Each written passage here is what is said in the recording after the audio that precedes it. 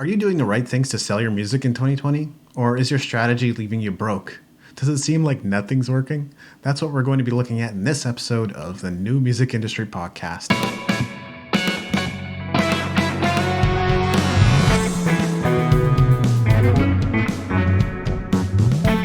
You're listening to the New Music Industry with David Andrew Wiebe. Hey, it's David Andrew. So I wanted to dispel the notion up front that you can't sell music even in 2020 because that's just not the case. And I admit this was an eye-opener for me too when I talked to John O'Jock on episode 147 of the podcast a little over a year ago. But I started looking around and sure enough, I quickly found out that there are plenty of artists selling their music and some are even making a killing. You wouldn't believe it. So here are some tips to help you sell more music this year and beyond. Tip number 1, create more value. If your sales are down, it could be that your offer just isn't compelling enough. Maybe you should experiment bundling up your products and offering merch items with your music.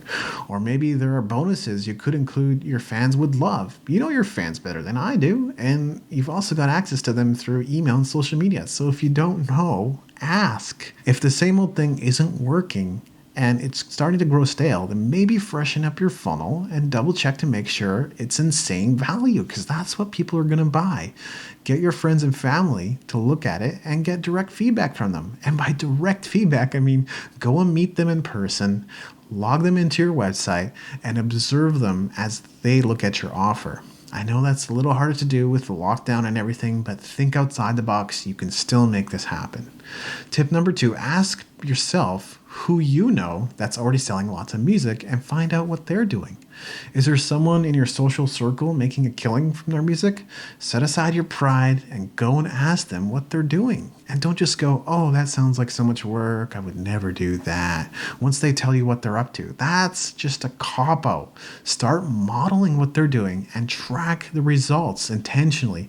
If you can't think of anyone in your scene that's killing it, don't let that be an excuse. Start looking online and see who's out there. Reach out. Ask questions. If the first 10 people you email don't reply, then ask 100. You're bound to get an answer or two. And if that still doesn't work, then tell them you're going to feature their answers on your blog or podcast or YouTube channel and link back to them. Really, you can do this.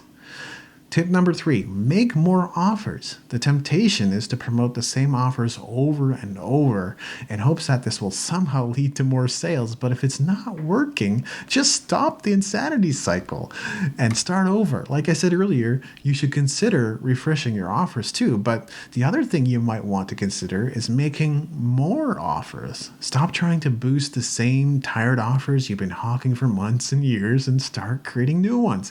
Go back into the studio and make new music, put together new t-shirt designs, and in some cases you won't even need to do that. You can even put together a compilation of your best songs and release it. You could put out some instrumental versions, you could do remixes or acoustic versions or whatever. If you've got good product, then you don't necessarily need to reinvent the wheel. You can take what you got and make something out of it. But it makes sense that if you just went up to bat more times, you'd have more opportunities to hit that ball and maybe even get a home run. Baseball legend Babe Ruth may have had the most home runs in his time, but he also had the most strikeouts. You've got to keep getting back up to bat and keep swinging.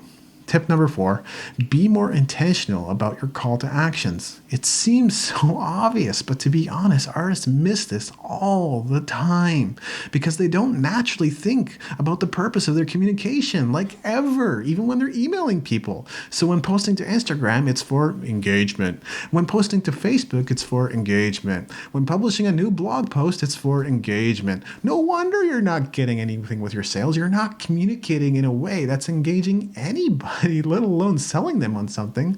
Trust me, I've made every mistake in the book, and I've made this one too. Instead, why not increase the number of asks you make this year? Artists tend to go about this in a very lopsided way anyway. We naturally do that because we're sensitive. It's just the way we are. So we give, and give some more until we're bleeding gifts. And then when it's finally time to ask, we hesitate and think people will think less of us because we're asking. Do you want to sell more music in 2020?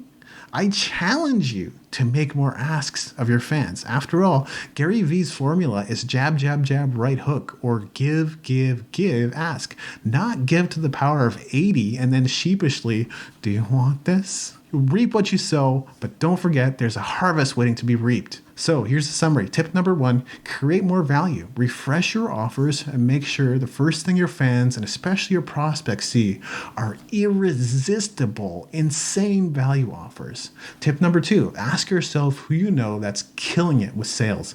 Listen to their answers, model and implement what they tell you to do no matter how hard it is. Tip number 3, make more offers. Don't sit on yesterday's laurels.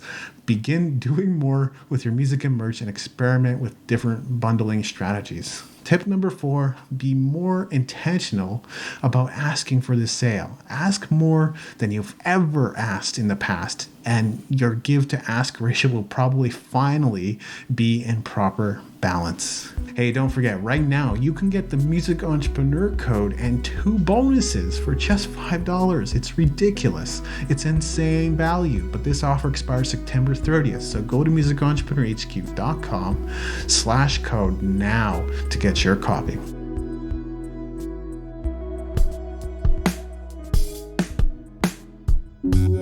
Thank you for listening. Music in this episode was brought to you by Brian Young.